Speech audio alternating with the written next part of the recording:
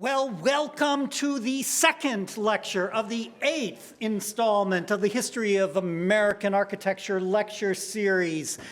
In case there is anybody new today, and I promise I won't do this next week, my name is Greg Whitcup, and I have the pleasure of serving as the director of Cranbrook Center for Collections and Research. I would like to once again, and I cannot do this enough, thank each and every one of you for joining us today. Through your registration fee, you are helping to support the work of Cranbrook Center for Collections and Research and the work we do to preserve and share the history of Cranbrook, including our amazing architectural legacy. This year's lecture series is sponsored by the Michigan Architectural Foundation through their Damien Farrell Architecture Awareness Grants Program. The Michigan Architectural Foundation, like the center, is dedicated to advancing awareness of how architecture enriches lives. They believe that architecture has the power to stimulate deep emotional connections with the spaces we occupy and are dedicated to the promotion, perpetuation, and preservation of architecture as an art form. I would like to again acknowledge the Foundation's president, Chuck Lewis, and the chair of the Damien Farrell Architecture Awareness Grants Committee, Alan Cobb. The center is honored to partner with you and your fellow trustees as we collectively work towards increasing appreciation for architecture throughout the state of Michigan and here at Cranbrook. Thank you again for your support. Before I turn our real podium and virtual podium for those on the screen over to our speaker, I would like to quickly mention two of our upcoming programs. During the last 2 weeks of March, the center will be offering behind-the-scenes tours of the original Cranbrook School for Boys. These tours, which will provide access to spaces rarely open to the public, will end in the magnificent library reading room where our current collections fellow, Miriam Hale, will be showcasing a collection of historic prints that George Booth bought to hang in the school's lobbies, hallways, and classrooms. Then, at the beginning of April, we will be opening the Frank Lloyd Wright designed Smith House to a young musician from Barcelona, Leon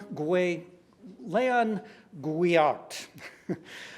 These 3 concerts are part of his Comfort Home Tour, which includes concerts in Mies van der Rohe's Farnsworth House in Illinois, Frank Lloyd Wright's Falling Water in Pennsylvania, and Eero Saarinen's MIT Chapel in Massachusetts, to name just 3 locations.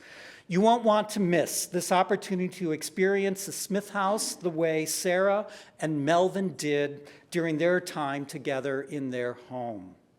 For more information on these programs and others, please visit our website, center.cranbrook.edu, or better yet, make sure that you have opted in to receive our weekly e-blasts, which you can do on the home page of our website. But enough about the center. It is time to introduce our speaker one more time for those of you that missed last week's lecture. Kevin Atkinson joined the center almost 9 years ago as our collections fellow and quickly rose to the rank of curator. A native of North Georgia, Kevin holds a BA in architecture from Yale and an MA in American Material Culture from the University of Delaware's Winterthur program. Before coming to Cranbrook, Kevin worked for Robert A.M. Stern Architects in New York as a research and writing associate and at Kent Bloomer Studio in New Haven, where he designed and, importantly, fabricated architectural ornament. While I think of Kevin as a Renaissance man, a curator whose intellectual curiosity is seemingly boundless, his passion is for architecture and the built environment. He is, as you know, or will soon find out, a knowledgeable, engaging, and inspiring guide to the complex and often surprising world of architecture. Take it away, Kevin.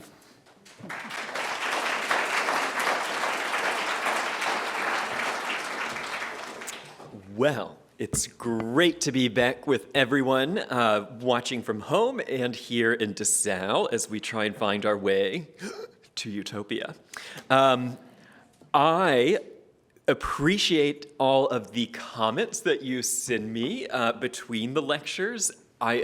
Realistically, I would appreciate more if you have other feedback.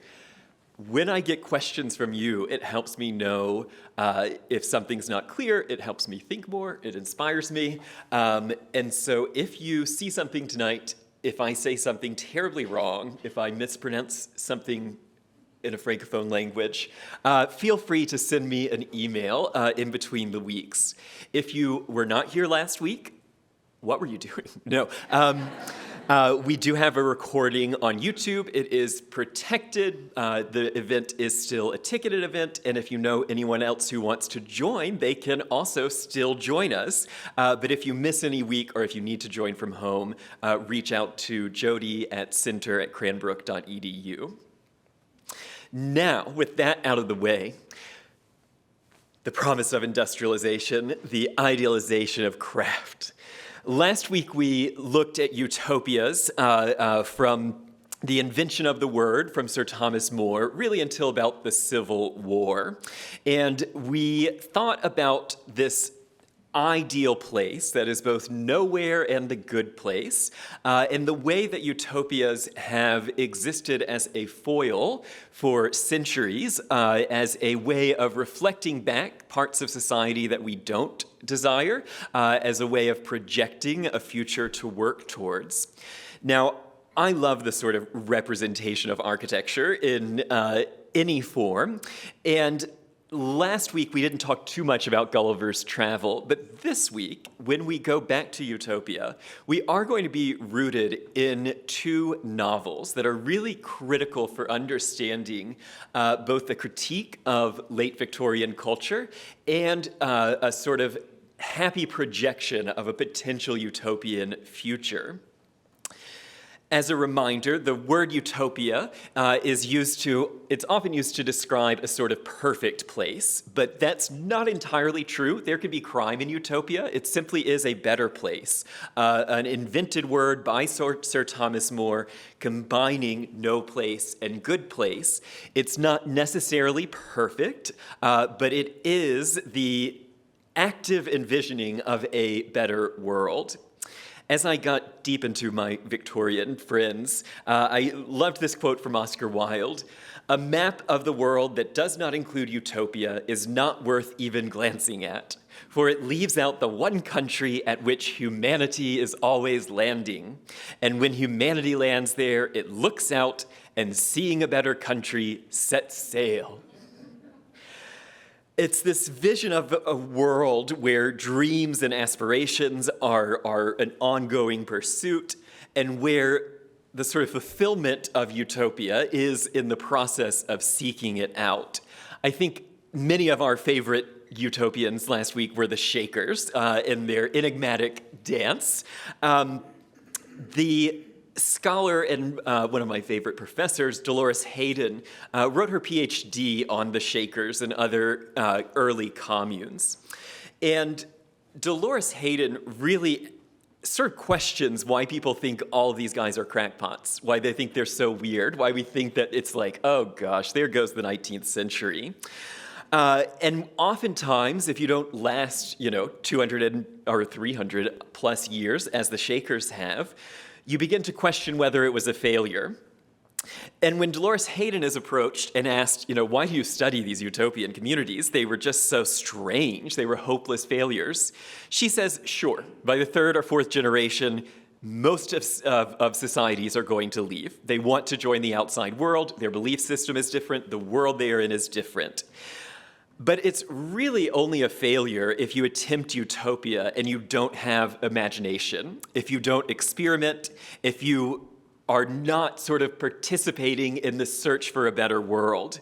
Dolores Hayden defines a failure of a utopia as a group whose practices fail to remain provocative.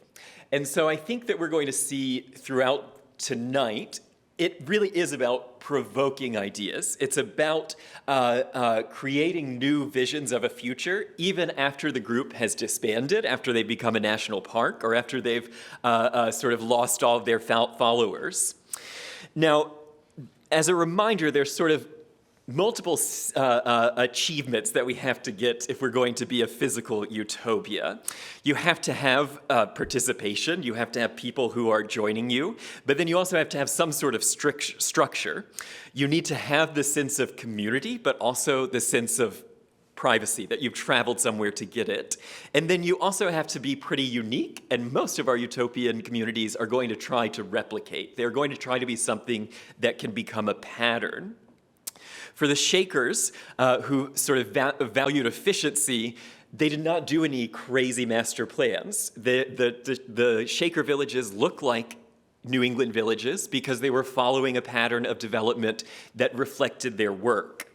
But when it got to the scale of the individual buildings, it reflects this Shaker ideal that fanciful styles of architecture should not be used by the believers, and that the Shakers call themselves a living building. And I love this idea of the Shakers sort of tidying their home as an act of worship. And this way, as there's an anarchist theorist, Murray Bookchin, who in 1971 wrote a book, Post-Scarcity Anarchy. Get excited for week 4. And the theorist writes, how does the liberated self emerge? How do we become capable of turning time into life, space into community, and human relationships into the marvelous? And I think that's what the Shakers were doing. They were turning time into life, space into community, and human relationships into the marvelous. At the same time, they are just incredibly clever. And then they have a sort of rich internal, a sort of dazzling interior life where you see this amazing drawing from Sister Polly Jane Reed, the House of the Holy Mother Wisdom, which is with sort of Shaker spirituality jumping out of the architecture and all these little labels moving around the piece. There's a wonderful New Yorker article just about this sort of reflection of how are their chairs so simple? And then they come out with this, like, where is the Shaker spirit? And I think it is this balance of spirituality and order that makes them so compelling. But of course, things are going to change. The Shakers, there's only one, left in 2025. We had these phalansteries, the French model. This was going to revolutionize society. We brought it to New Harmony, Indiana. Of course, they can't build anything. They sort of use the existing infrastructure. And next week we'll be in sort of modernist, high modernist utopias. But tonight we're going to see if we can go a different direction and find utopia in the handmade, find utopia in the creation of architecture. Architecture at all scales, furniture, books, leather goods, pamphlets, lamps, ceramics. It is the sort of utopian push for a craft-based society. Now, why in the world would we want that? Well, this modernity, this modern monstrosity, the Crystal Palace of 1851. This is the first World's Fair. It is also the largest enclosed space ever made. It is a building of exposed iron and then glass panels set in, a gigantic greenhouse, the scale of which had never been attempted, and the scale of operation of the World's Fair had never been seen. 60,000 people a day from all over the world coming into the Crystal Palace to see the future, to see everything that the British Empire could produce, to see everything that the world could bring to see. And that included some pretty heavy-handed sculpture, ethnographic material, and it also included a review of the social ills. There was a model home where you could go and see how are we going to house the laboring classes in this design that Prince Albert commissioned. But there's a certain set of the middle class population that's going to the Crystal Palace, because 1851, we are already starting to see the cracks in our capitalist industrial society. And by the time we get to the end of the 19th century, we are really in this place where our floating island has come crashing into a sea. And now the floating island, a utopia for Jay Gould and Vanderbilt up top, is supported by the sort of hard times of the low-wage worker down below. And so as we enter into the sort of Gilded Age, we begin to see a landscape that is littered with industry, environmental destruction, sort of speculative exploitation of our natural resources. Oil derricks in downtown Los Angeles. Is that little building beneath the oil derricks a worker shed, I would hope? Is it someone's house? Just as likely.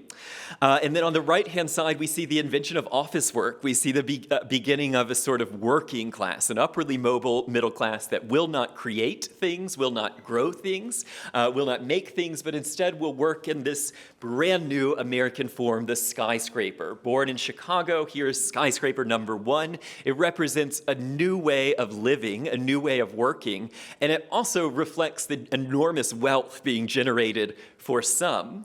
And then in the middle, there's this very romantic view of child labor in industry. And I was unfamiliar with this painting until preparing for this lecture. So often in the fetishization of handicraft or in the sort of ennobling of agricultural work, you see very kind of pensive laborers.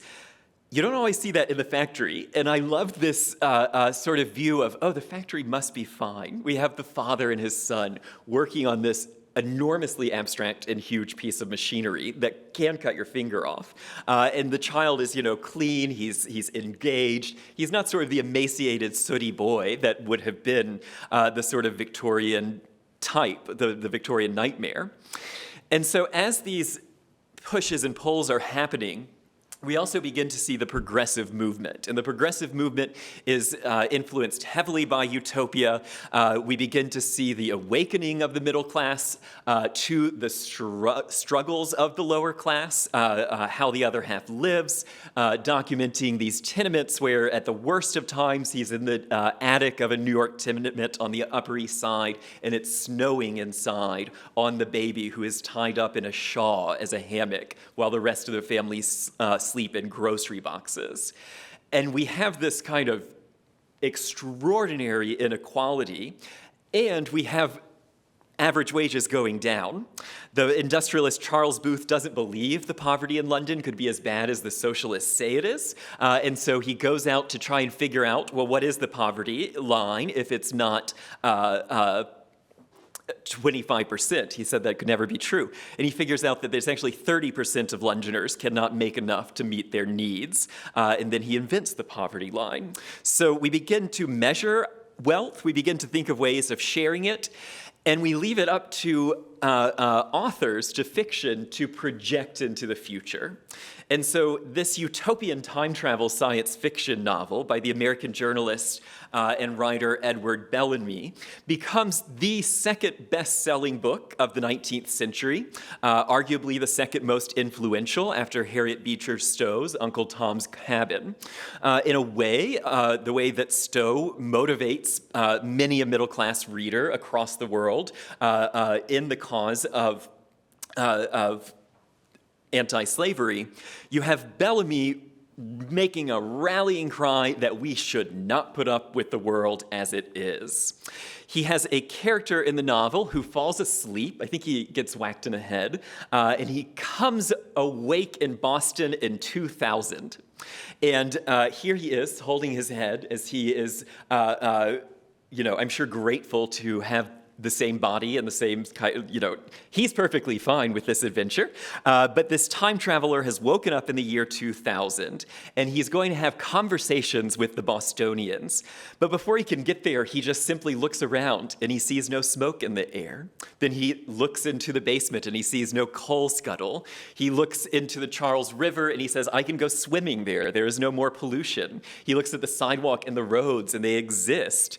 And he's sort of shocked at how clean everything is in the year 2000.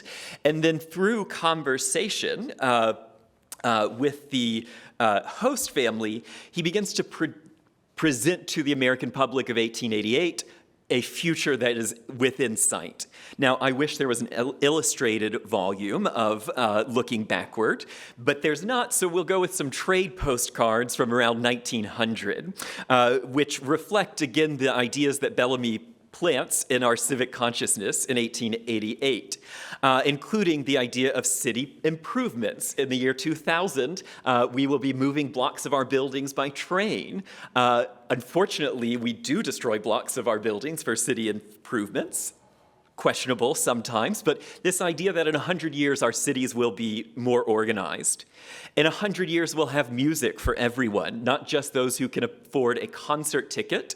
Bellamy writes in Looking Backwards that all bedrooms must be equipped with a telephone attachment for receiving music and sermons, because music will be the balm for many of society's ills. And then in 100 years, we'll have moving sidewalks. Bellamy doesn't quite propose moving sidewalks. Instead, he is shocked when it starts to rain in Boston that suddenly every sidewalk is covered. And we have community coverage from the weather. He goes to the museum with his host, and they see a painting with people with umbrella. And the people from 2000 are just shocked, because they think it is so silly to have 300,000 umbrellas over just as many heads, when society could put up one umbrella over all the heads. It's a great heavy-handed metaphor. I think if Bellamy could imagine the sort of isolation that the car would bring to the street, and the way that we've become 300,000 people in little automobiles, he would be even more worried. But in Looking Backwards, the significance of these little worlds, of these umbrellas, versus in a perfect utopia, we will all share the protection from the weather. And what's interesting about Bellamy's book is that it's not that kind of crazy. I sort of found this postcard view of the future, and everything here exists by the year 2000. You know, taller buildings, broader avenues, streetcars, suspended railways had opened in Germany by 1899. Maybe the flying beasts are a little bit crazier. But Bellamy is writing about a future that feels in sight. It is very different from the kind of cloistered, shut-in tuberculosis life that he lived, but it is one that a lot of people latch onto. And it's not just because he's proposing things like pneumatic tubes that will deliver food, and it is inspiring actual architecture. George Wyman says that Looking Backwards was the inspiration for Los Angeles' spectacular Bradbury building, with an interior light court and mechanized elevators exposed. It's not just this kind of sci-fi projection, it is a political movement. And so by the 1890s, there are over 162 Bellamy clubs. He is a political movement. They spring up to discuss socialism, to propagate the book's ideas, to promote this idea that the capitalist monopolies must be public, turned into public entities, that our government should control our sewers and roads and electricities, that our government should regulate the railroads, should provide housing. Bellamy is deeply anti-communist until he realizes he's written a book that says we will nationalize all these private entities. And he does begin to get some success, or his political movement. Many progressive-era reformers start by reading Looking Backward. We get the park system in Boston. We get public baths across the country, all inspired by these Bellamy groups, including in Milwaukee, the first socialist-run city in America, where you have a public bath opened right after they become a socialist city. And it's not just kind of these public works, it's also the future of transportation. And so you see Bellamy promoting this idea that if we continue to rely on the sort of gilded class to provide transportation, we will continue to be exploited. The city should manage our transportation, and we should regulate it through our taxes. It is a much nearer future vision than something like this sort of French view of going to the opera in the year 2000. This sort of fantastical world of flying cars, a flying restaurant. I love that they're going up a step to board this vehicle on a kind of Guimard Paris Metro ironwork, reflecting the spirit of the time, 1902, surviving into this radical future. Bellamy inspires some 500 utopian books in the 25 years after he publishes his. There were books looking forward. He writes a sequel, Ecology. There's he writes looking backward. Someone else writes looking forward, looking further backward. It is a whole universe of knockoffs. And yet there's one reader in London who is horrified by Bellamy, who reads it again, reads it a third time, and says, this is awful.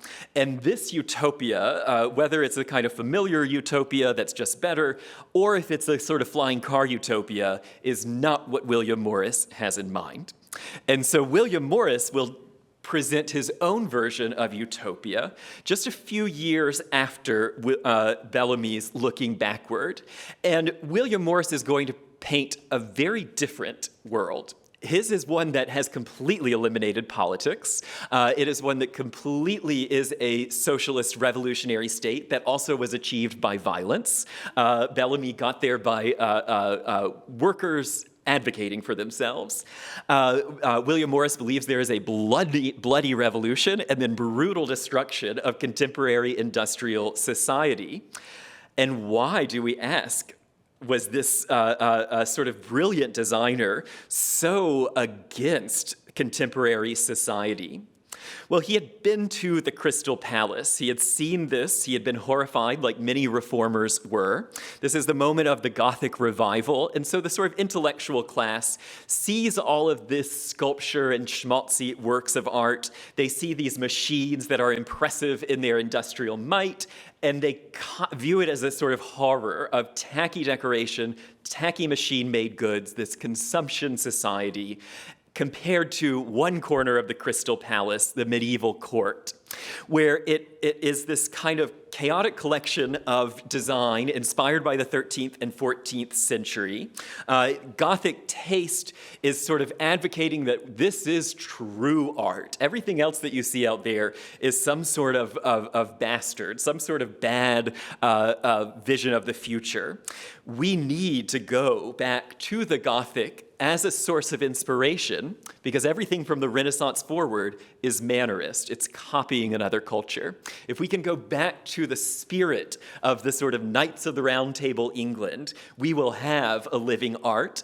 And in doing that, we will have an equal society. We will have laborers and craftsmen who are not toiling away in a factory, but are instead dedicated to the improvement of themselves, their improvement of their physical health, and the improvement of society. It is a pretty ambitious philosophy that is staked out, and it's done on a sort of multiple fronts.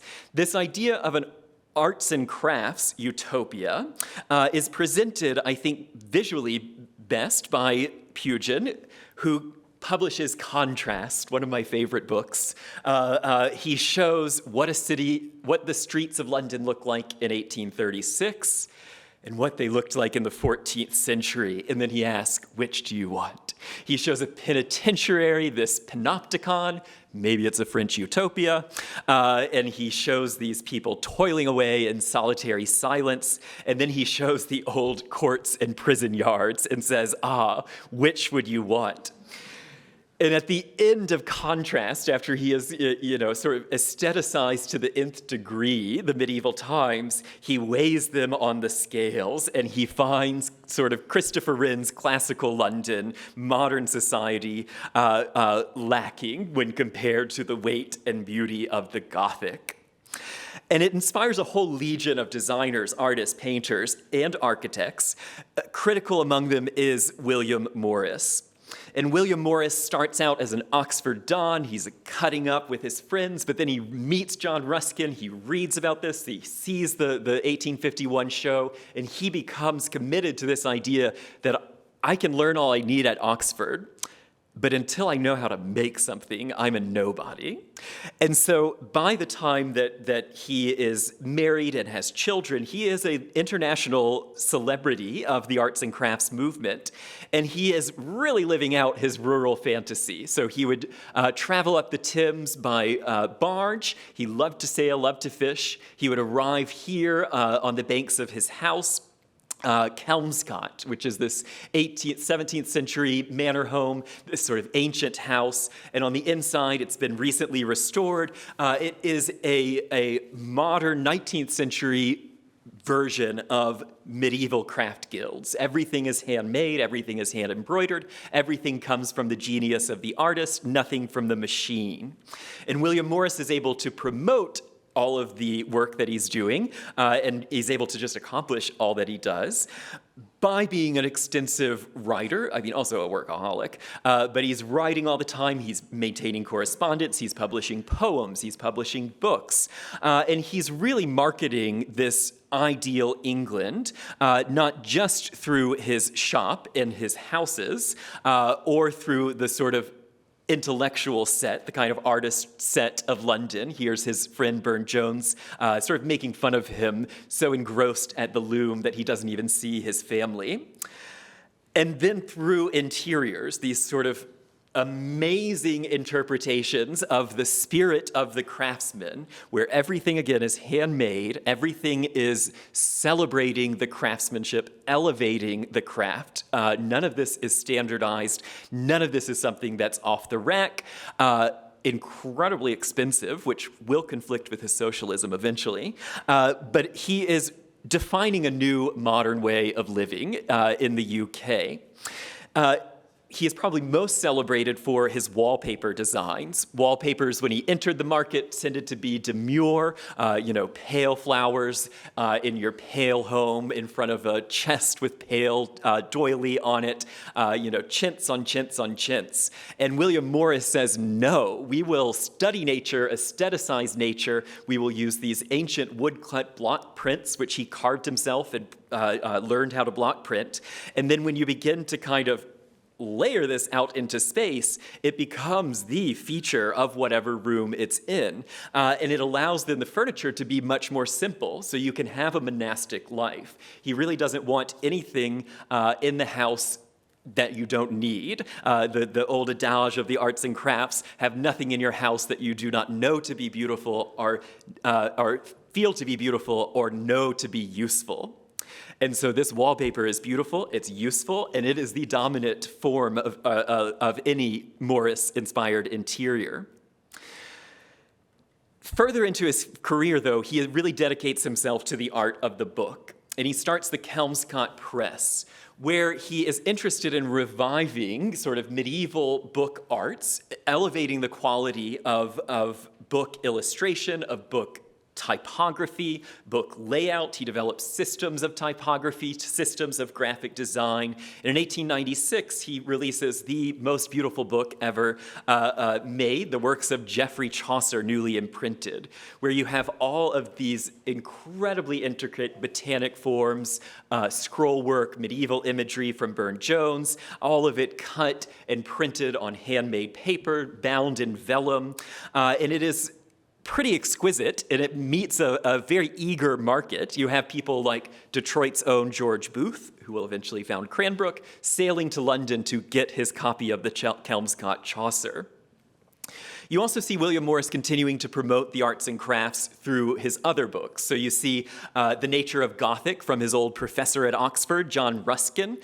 This is the text that really launches the flame in the hearts of 100 young designers, where he talks about the stones of Venice, where it is the ancient architecture that moves our soul. The Gothic is intrinsically a growing art, and we should join onto it and abandon the false arts of mechanization, the false arts of the classicism.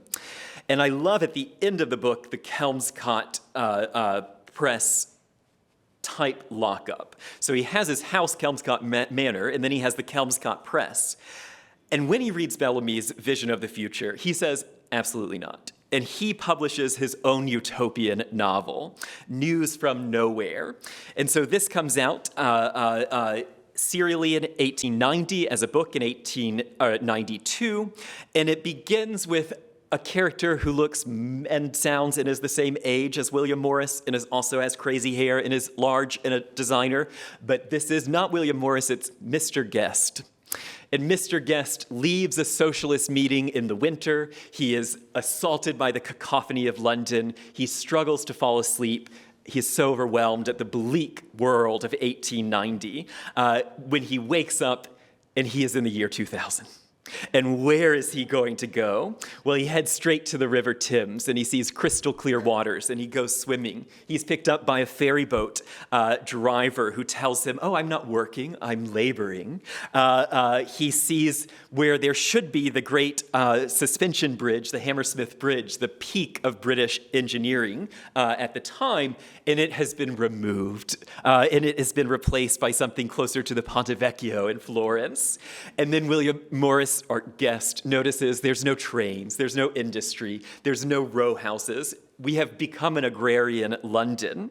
And as he moves throughout News from Nowhere, we're going to come across all types of workers who are making tiny handpipes, workers making furniture, workers repairing roads. And he asks them, oh, this is so much work. And they say, no, no, no, it's a different type of work. It's harder, but it uses our minds in a different way. We'll go back to the fields shortly.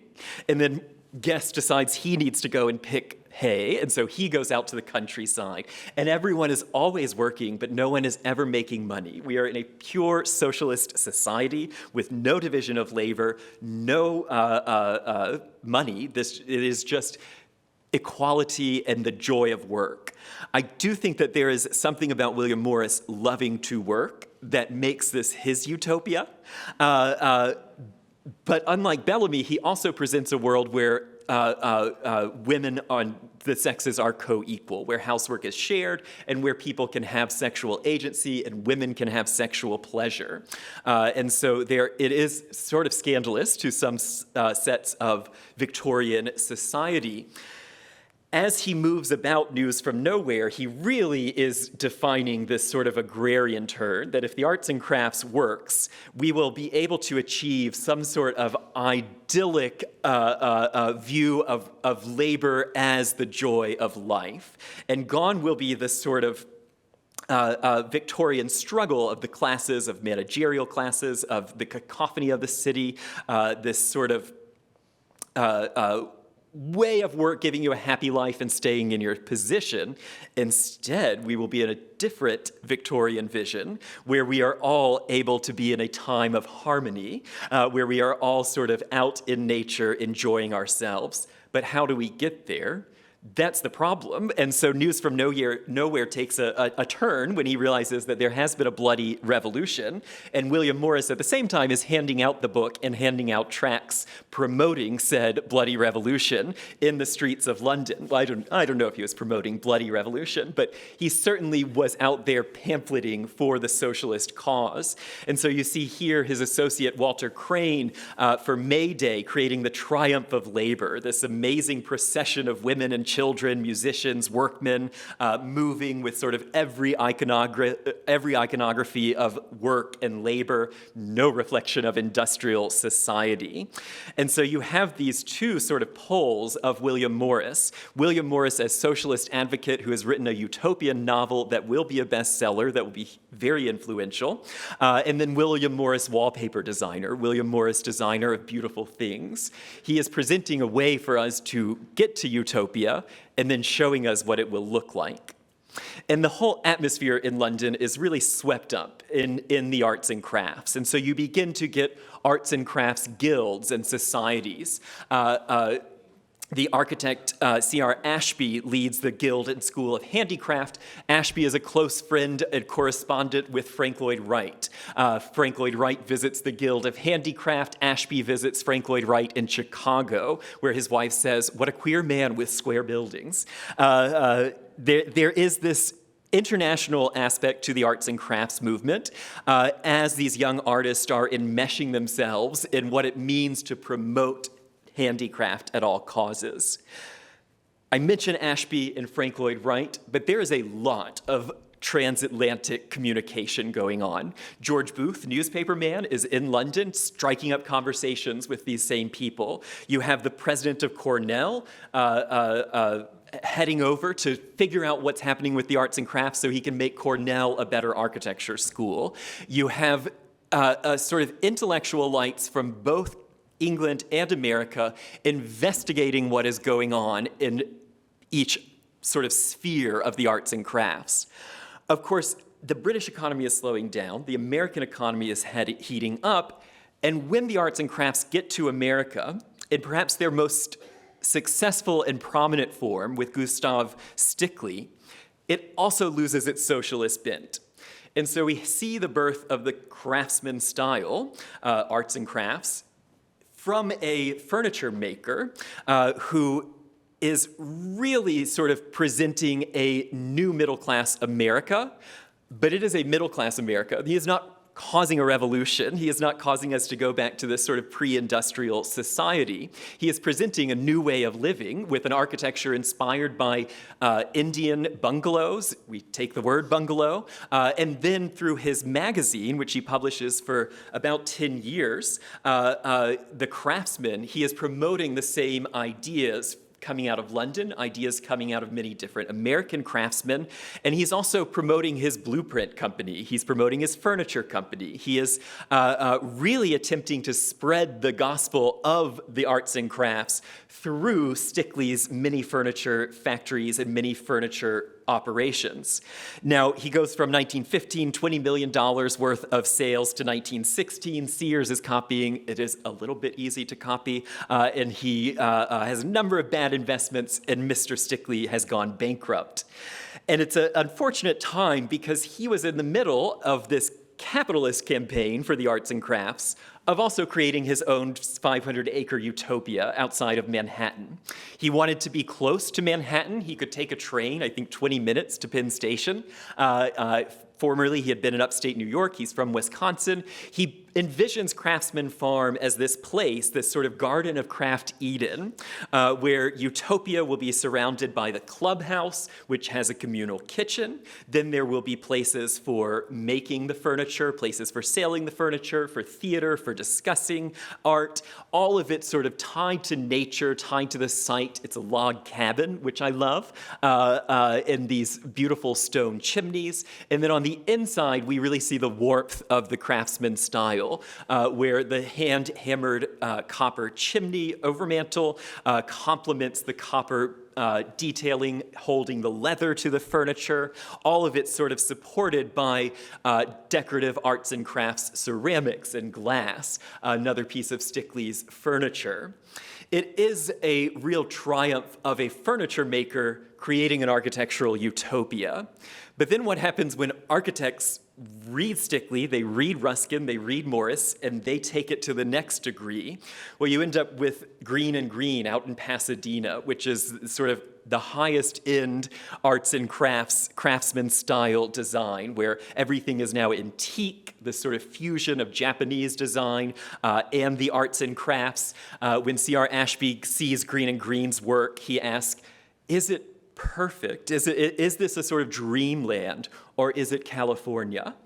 And later critics will also say, if Frank Lloyd Wright been in Pasadena, not Chicago, what would we have gotten?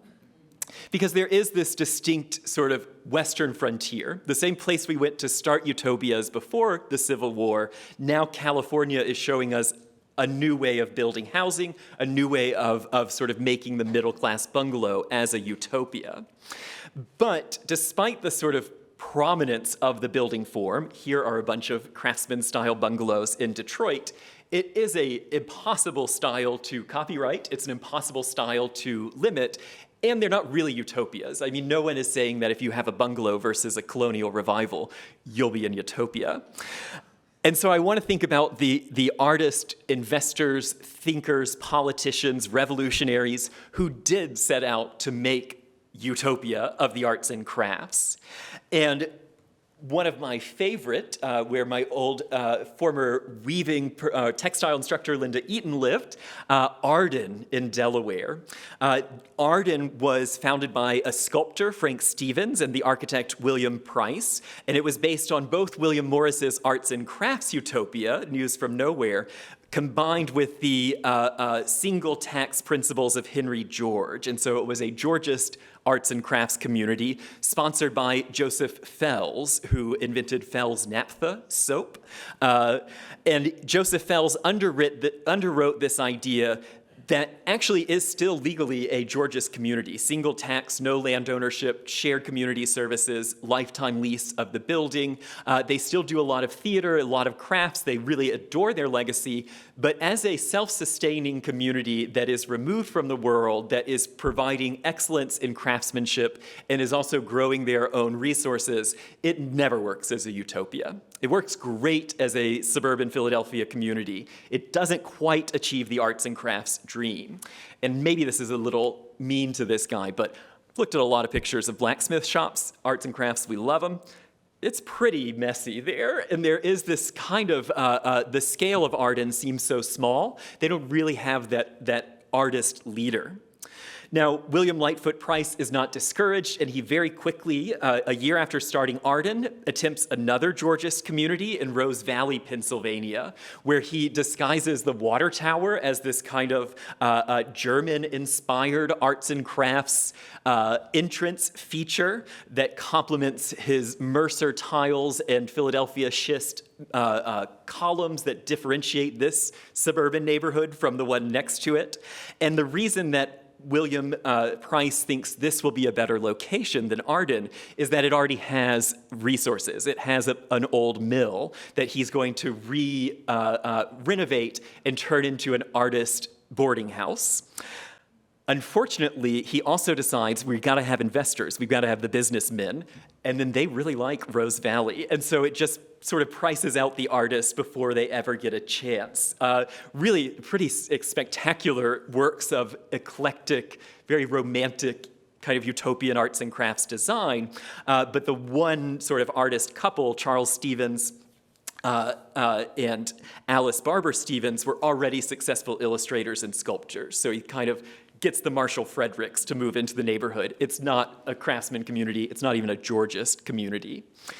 But having money on your side really helps. And so in this sort of run of arts and crafts communities opening in America, we have the Byrdcliffe Art Colony, which was started by another very wealthy investor who sells off his investments to build 30 buildings from scratch over a sort of multiple hundred acre site in Woodstock, New York.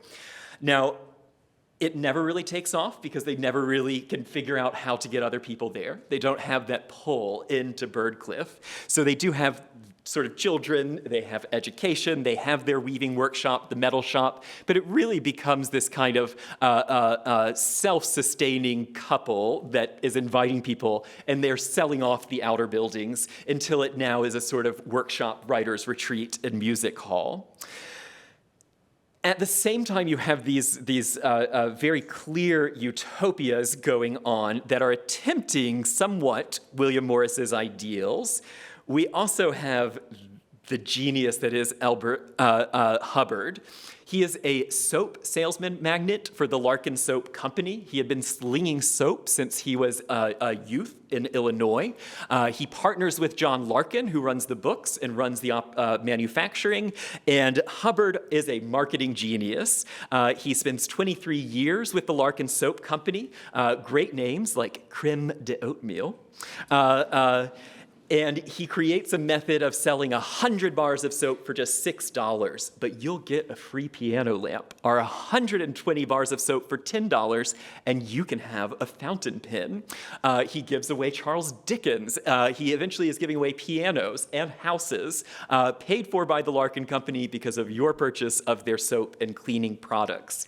He makes them into a multi-million-dollar business. He's a great copywriter, and he sells his entire investment in the Larkin Company to to begin the Roycroft.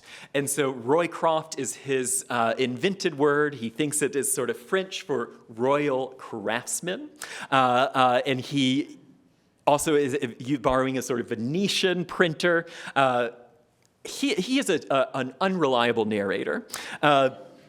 But he is also taking the ideas of Robert Owen and Fourier, and the phalanstery is still going on. So this one building that will have our dormitory, our workshop, our industry, and he cites it outside of Buffalo in East Aurora because he knows that he has room to grow here. He eventually buys 14 of the buildings. He's moving houses around. He's building new structures. He goes from, in 1895, 2 employees.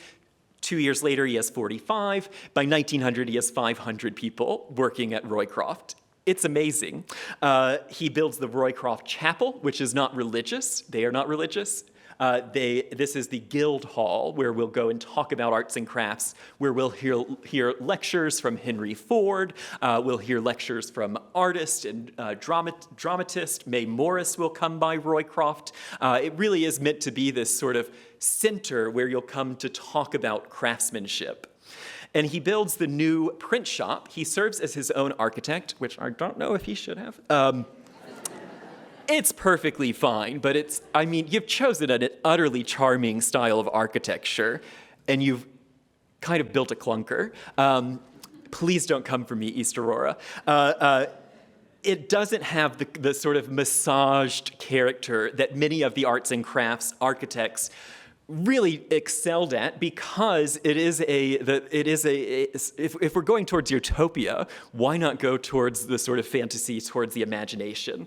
Hubbard goes towards sort of function. We have the printing presses in the stone part. You have the book binders and illuminators in the second floor, and then the designers and the top. He offers a silver coin to every truckload of stone that is dropped off at Roycroft, and so he spends $1,500 silver dollars, and he has 1,500 loads of stone to start splitting and building the community. Any space is a great time to add a quote of yourself, and so you have here on the door, "Blessed is that man who has found his work." And we go inside and we find these people with work. Now, he is a funny and eccentric person, and this is a pretty bare, pretty clear capitalist endeavor. I mean, he is a salesman, he's a showman, he's using the same pyramid schemes that he used to sell soap to now sell his magazines. He is inviting everyone to come to Roycroft and see the good work and stay at the inn. He did the same thing at Larkin. He really is using this as a way to build up Roycroft and to build up his own sort of ego. You can see that the books are hand-printed, hand-numbered, and they are inspired by William Morris. He does these little journeys where he goes and visits characters. The first one is to visit William Morris, which he may or may not have seen him. But eventually we're visiting Jesus Christ, John the Baptist, Medici. And so here we're going to the homes of English authors, all of his writings about these sort of fantasy utopian visits with the past.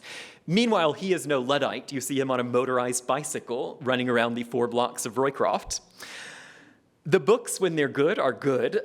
Pretty beautiful sort of Art Nouveau, arts and crafts books. They tend to go into transcendentalism, natural healing, farming, but also classics, works of democracy, and then also chiropractic becomes a big thing. They had an osteopath. They start a health clinic, but the health doctor dies a month in of diabetes. It's an interesting and very fertile place, and it's a really amazing flowering of the arts and crafts vision. But when you start to get under the hood, and you build the blacksmith shop, you have all this copper work. You build the furniture shop, you have this Stickley Craftsman furniture. We have the celebration of labor. We have the good life. But ultimately, it's lost all of its social revolution. And I was thinking earlier today, if you're coming to the inn to see Roycroft, if you're coming to work in East Aurora, is your alternative a tenement, or is your alternative a day laborer, a craftsman, a farmer? Like, who is the actually getting in the door. This is a moment where for the first time you can choose a career that is not sort of coming down through your lineage. We are the most mobile the nation has ever been. Something like a third of the nation is moving every year in the last decade of the 19th century. There is opportunity within the great inequality.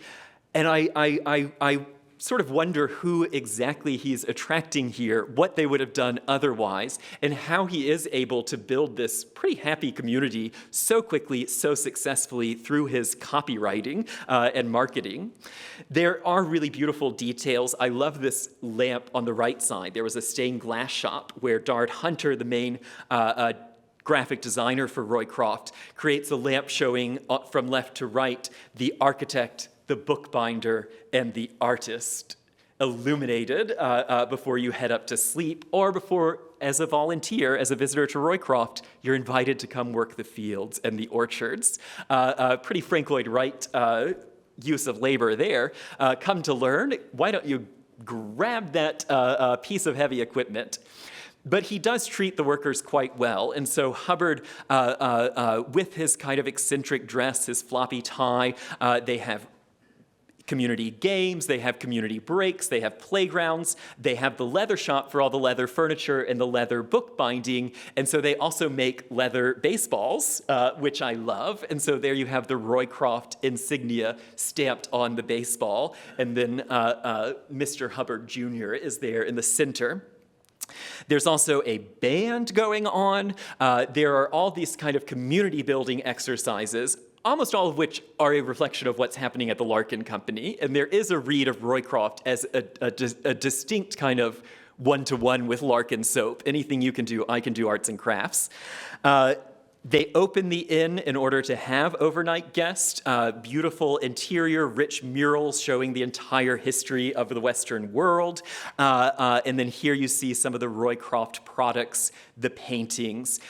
And not everything they do is great. They're just too big. It's a mail-order catalog company making handmade objects. And so there are quality control issues. There are kind of skill issues. There is, when you start being retailed by Sears, what is Roycroft and what is Grand Rapids becomes a question. But still, the actual Roycroft community is a pretty amazing escape from the everyday life. And so when visitors would come to their rather monastic interior, the arts and crafts ideal. Every room had a guest book, and you would write long prose about how you felt, who was snoring, what you saw, what beauty awaited you, how transformed were you by becoming a Roycroft member just for the short time.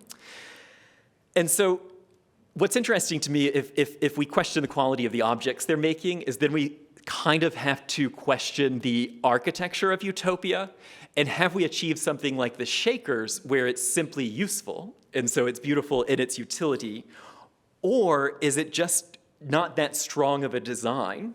And I was a little bit hesitant to say this until many contemporary Roycroft histories say, quality was an issue.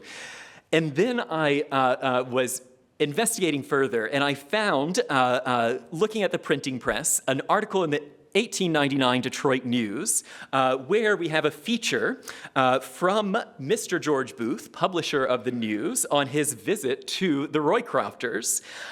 Booth had traveled there in 1899 to examine the work of the Roycroft Press. He had already been to the Kelmscott Press. He already had his William Morris Kelmscott Chaucer, and he thought, if Elbert Hubbard is the leading printer in America, I have to see what they do. I want their tips and tricks.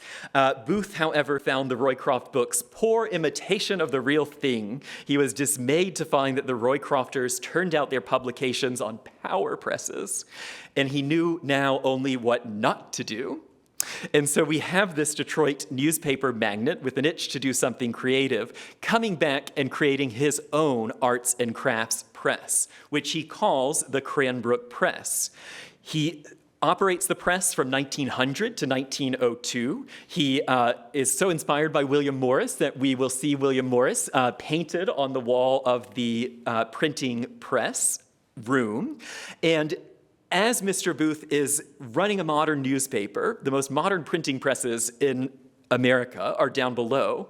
He has built a little arts and crafts attic where he will celebrate the sort of history of printing, this legacy of handicraft. So he celebrates William Morris. He buys all of his paper from England, his vellum from England, his typesets from England, and then he celebrates all the great printers from Gutenberg to can't read that. The great printers there in the middle of the screen. And it's a pretty self-aware operation. Most arts and crafts operations are. And so he prints the Cranbrook Press book in 1902. He re-engraves pretty famous prints and book plates. Here you see Albert Dürer in the back, and he creates his own little foliated Cranbrook entwined. And this is George's own design. This is something that he created, inspired by the Kelmscott Press. It is, like many arts and crafts operations, a family affair, and so his sister is illuminating the pieces, just like Bertha Hubbard was illuminating her husband's books. And what's wonderful is that everything is handmade, everything is inspired by the medieval times, and so there are all these little Easter eggs, and you can look at these books in greater detail in our rare book collection. Now, at the end of his project, he chooses the ninth and final book of the Cranbrook Press is Sir Thomas More's Utopia, which begins to beg the question, as Mr. Booth will continue to work on arts and crafts projects in Detroit, was he building a utopia? And so George Booth, founder of Cranbrook, is at this moment a newspaper magnate and a book publisher. But he is itching to do more. He is thinking about his father and grandfather who grew up in Cranbrook, Kent. This is the ancestral town in England. He is thinking about their copper shop, the Fenimore Copper Shop, where his grandfather and great-grandfather worked. His great-grandfather had made the tea kettle that is the dominant sign in Kent. George and Ellen head to Cranbrook, Kent to explore their roots. They are now very wealthy. They are not kind of ill, poor religious dissenters. The Booths had nothing when they leave in 1844. In 1901, these are Detroit multimillionaires. And they come back to a Detroit with this romantic view of England. They come back, they work on the press, but they're also coming back to a city that is being transformed. And we start to see the holes in the arts and crafts movement, because the scale of industrial revolution, production revolution, the scale of change that society will undergo is really no match for this movement of eccentric upper middle class and wealthy artisans who are making very beautiful and tiny things. But that doesn't mean we can't have both. And so you see the Detroit architect Albert Kahn building the Highland Park plant, reshaping how factory architecture is built around the world, inventing with his brother Julius a concrete post and beam system that provides sort of endless open space for automobiles, but then for every factory. At the same time, Albert Kahn is designing an arts and crafts manor home in Bloomfield Hills. You have already the sort of dichotomy of the printing press, the newspaper press, versus the Cranbrook Press in the attic. And then you have this sort of scene in Detroit where you have the Highland Park plant with its famous Ford smokestacks, and then my favorite factory in Detroit, the Pewabic Pottery, an arts and crafts factory making all handmade tiles, researching glaze, making beautiful objects for the sake of beautiful objects, and also for beautifying architecture. One is making the Model T, the other is making features like the baptistry at Christ Church, Cranbrook. But in their way, they are both sort of factories. It's just Henry Ford's has completely erased the human as an individual, and Pewabic Pottery celebrates humanity in our relationship to art.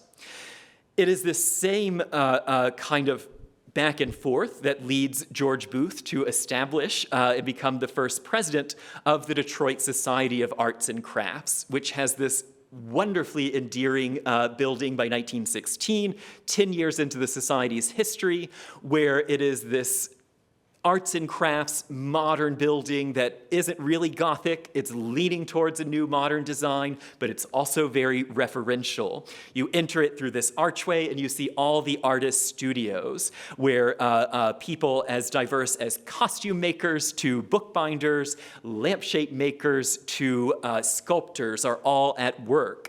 And then they head inside and there are galleries that show both the work of the artisans of this Detroit Society of Arts and Crafts, but also works on consignment, so works from Ashby, from May Morris. It is all of the best of the arts and crafts coming to Detroit to be shown to anyone, to be shown to the worker, to elevate our understanding of art, and then to be purchased by those who can and are interested. The society is anchored by this grand hall where they put on plays and where they have these shows of art. And so you have this sort of arts and crafts success story in Detroit. There are many many different societies of arts and crafts all around the country, but it begins to beg the question, is this a utopia or is this just an artistic enterprise? When we return to our sort of two utopian models that provide two different visions of the future, one a sort of egalitarian capitalist dream where we will have sidewalks that protect us from the weather, the other an agrarian society that has eliminated government and most of modern life.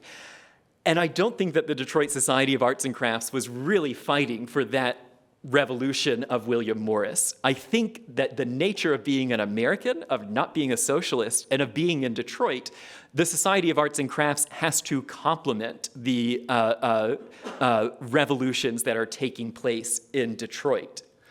Now, of the two books, Bellamy's will remain the more influential, all the way to 1933 when FDR writes his campaign book, Looking Forward, as a kind of socialist manifesto of how he will change society to get it closer to Bellamy's Boston of the year 2000. As society moves on, as the progressives continue to improve our cities, we begin to see this real sort of back seat that the arts and crafts will take. If you just look at what's happening at the World's Fair, which will be a key part of next week's lecture, you have on the left the Paris World's Fair of 1889, which gives us the Eiffel Tower, which gives us raw structural metal as an icon, as a feat, as a sort of Tower of Babel. You know, half the people think it's hideous, half the people think here's our future. This is the type of sort of scaffolding, this type of lattice work, the scale, the technology, the rivets. This is what the future will be made of. Those postcards that said, the world in 100 years will need Mr. Eiffel. At the same time, you have in Chicago, this new Rome, the White City. You have Daniel Burnham proposing a whole new way of American empire, America reflecting this sort of the best of classical architecture, the best of overgrown classical architecture, all of it made out of chicken wire and ticky-tacky. This is literally paper mache and plywood, but it gives the appearance of an ancient classical building. And it's really this kind of coming of age of American empire, American design. Many of the European critics find it all totally overwrought and are much more fascinated with the skyscrapers of Chicago. But American audiences latch onto this vision in a way we never latched on to the arts and crafts, as a civic reflection. And you begin to see the senator from Michigan, Macmillan, commissioning the greatest classicist in American architecture, Charles McKim, to redesign Washington, D.C. in a new sort of imperial federalist classical style. And we get the image of Washington that all of us have now coming straight out of the fantasy utopia of the World's Fair, going into a classical capital. And it's really not arts and crafts. And so arts and crafts begins to lose the war on really every front except for the home front.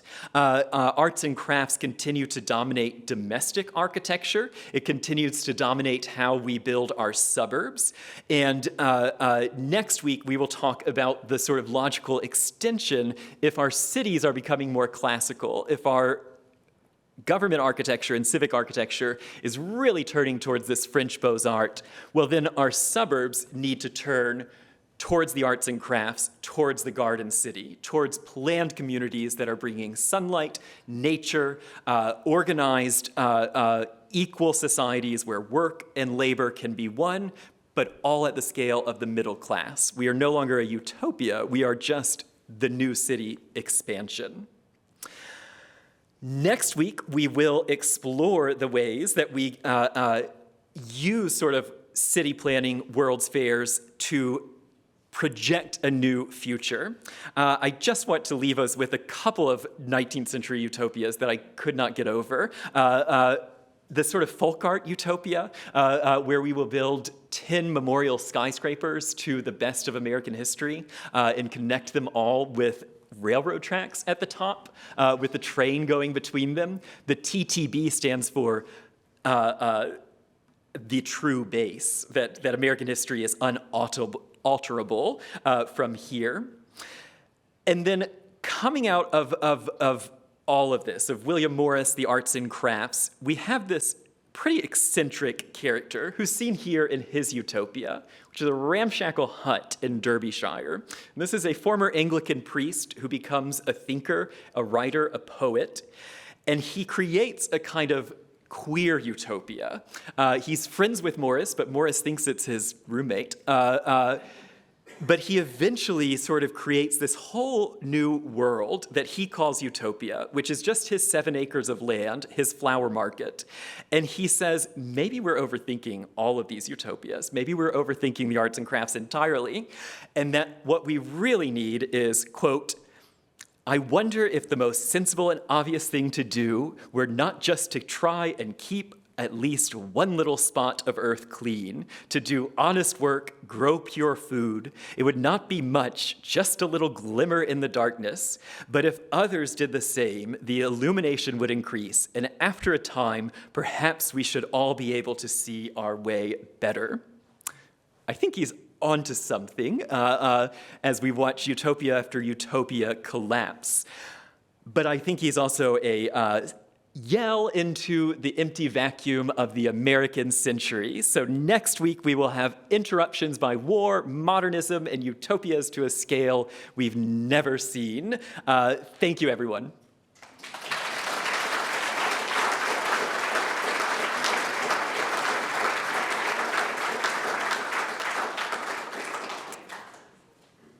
Does anyone have any quick questions?